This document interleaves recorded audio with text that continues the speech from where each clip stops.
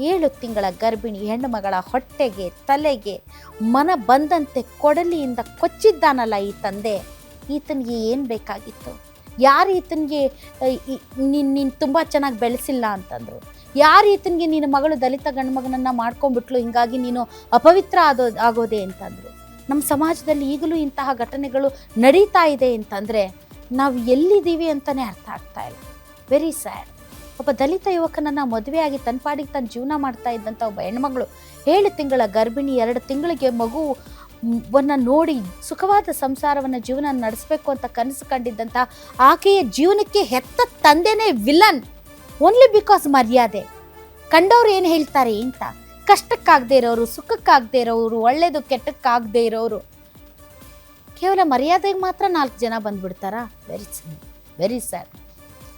ಹುಬ್ಬಳ್ಳಿ ತಾಲೂಕಲ್ಲಿ ಮರ್ಯಾದೆ ಹತ್ಯೆ ಪ್ರಕರಣ. ದಲಿತ ಯುವಕನನ್ನ ಮದುವೆ ಆಗಿದ್ದಕ್ಕೆ ಮಗಳನ್ನೇ ಕೊಂದಿದ್ದಾನೆ ಅಪ್ಪ.